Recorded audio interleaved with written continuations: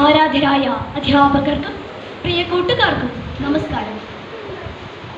താളം തെറ്റിയ പരിസ്ഥിതിയും കാലാവസ്ഥാ വ്യതിയാനവും ഒരു ദുരന്ത ഭാവിയുടെ സൂചകങ്ങളായി മനസ്സിലാക്കുമ്പോൾ പരിസ്ഥിതി സംരക്ഷണം എന്ന വിഷയത്തെക്കുറിച്ചുള്ള കൂട്ടായ ആലോചനകൾ ഏറെ പ്രസക്തവും അനിവാര്യവുമാണെന്ന് ഞാൻ കരുതുന്നു.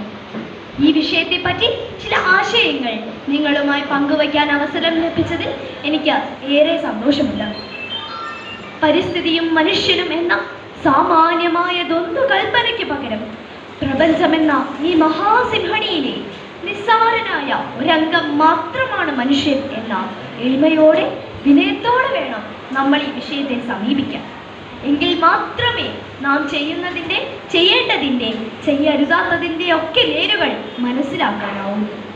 എൻ പ്രാണനിശ്വാസം എടുത്തു വേണം ഈ പാഴ്പുൽക്കളിൽ കൊച്ചു ഞരമ്പു തീർക്കാൻ എന്ന കവിവാക്യം സാത്വികമായ പാരസ്പര്യത്തിൻ്റെ പ്രതീക്ഷയാണല്ലോ പങ്കിടുന്നത്.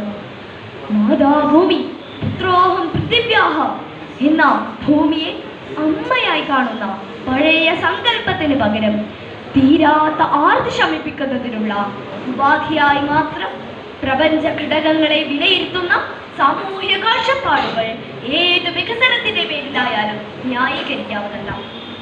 പരിസ്ഥിതിയുടെ സന്തുലനം നിലനിർത്തുന്ന കാടും മലയും തോടും പുഴയും കുളവും കായലും പരിധിയില്ലാതെ നശിപ്പിച്ചതിൻ്റെ വിലയാണ് പലതരത്തിലുള്ള പ്രകൃതി ദുരന്തങ്ങളായി നാം ഏറ്റുവാങ്ങിയത്. നമ്മുടെ നഷ്ടപ്രകൃതിയെ, മണ്ണിനെ, മരങ്ങളെ തിരിച്ചു പിടിക്കാനുള്ള ആസൂത്രണവും പ്രയോഗ പരിപാടികളും ഉണ്ടാവണം. പരിസ്ഥിതിയുടെ മുഖ്യ ചേരുവകളായ മണ്ണ്, വായു, വെള്ളം എന്നിവ നിർമ്മലമായി കാക്കേണ്ട വലിയ ഉത്തരവാദിത്വമാണ് നാം ഏറ്റെടുക്കേണ്ടത്. അതിനായി ഭൂവിനിയോഗത്തിന് ഇനിയെങ്കിലും പ്രകൃതിയോട് കലഹിക്കാത്ത പദ്ധതികൾ ഉണ്ടാവണം.